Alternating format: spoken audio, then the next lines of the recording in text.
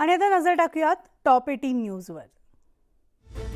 Top 18 प्रायोजक घरकुल मसाले, स्वाद आणि मायेचा खमंग मेळ।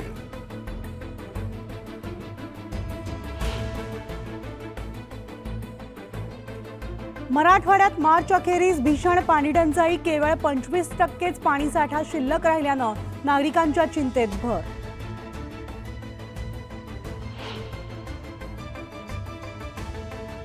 संभाजीनगरमध्ये आचारसंहितेमुळे मनपाच्या 220 कोटींच्या कामाला ब्रेक, निवडणुकांनंतर होणार उर्वरित कामं।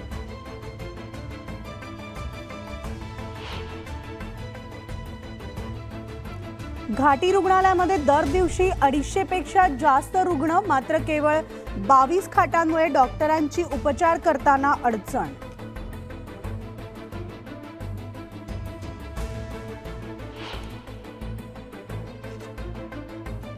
संभाजीनगरमधील गॅस गळती प्रकरणात 9 लाखांची नोटीस, मात्र केवळ 9 लाखांची नोटीस बजावल्यामुळे मनपा प्रशासक नाराज।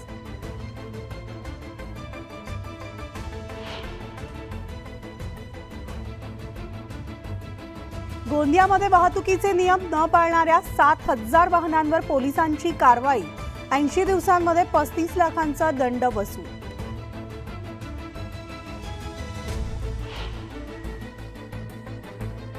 लोकसभा निवडणुकांच्या पार्श्वभूमीवर भरारी पथकांची नेमणूक, निवडणुकांनिमित्त वाहनांची तपासणी सुरू।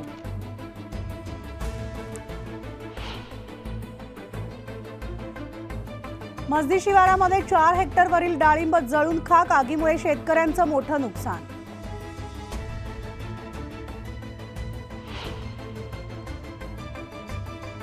गोंदिया बाजारपेठेत भाजीपाल्याची आवक घटली, भाज्यांचे दर वाढल्यानं बजेट कोलमडलं।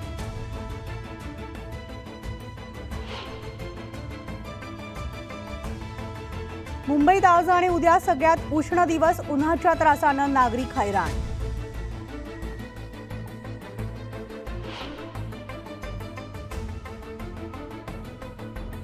नागपूर रामटेकमध्ये पहिल्याच दिवशी 113 अर्जांची विक्री, 21 राज्यांमध्ये पहिल्या टप्प्यातील नामांकन प्रक्रिया सुरू।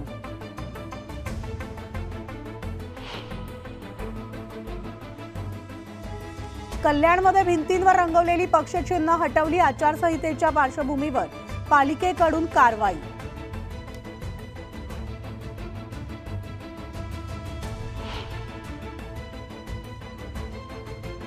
लोकसभा निवडणुकांच्या पार्श्वभूमीवर उल्हासनगर पोलिसांचा रूट मार्च, प्रशासन सज्ज असल्याचा विश्वास व्यक्त।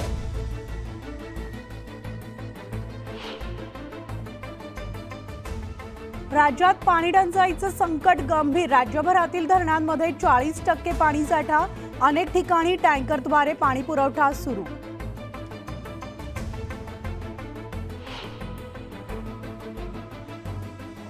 गोंदियामध्ये लाखो क्विंटल धानाला केवळ ताडपत्रीचा आधार, धान उघड्यावर झाकून अवकाळीचा फटका बसण्याची शक्यता।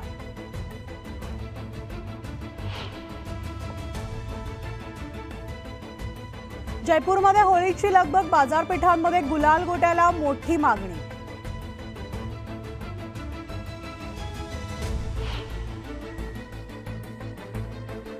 कोरियन लोकांना होळीचं आकर्षण, दिल्लीतील कोरियन कल्चरल सेंटरमध्ये होळीचा मोठा उत्साह।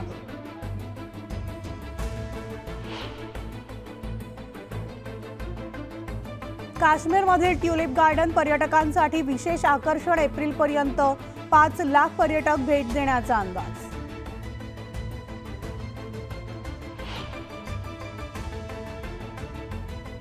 आणि दिल्लीमधील कबीर नगरामध्ये दुमजली इमारत कोसळून दुर्घटना, 2 मजुरांचा ढिगाऱ्याखाली अडकून मृत्यू।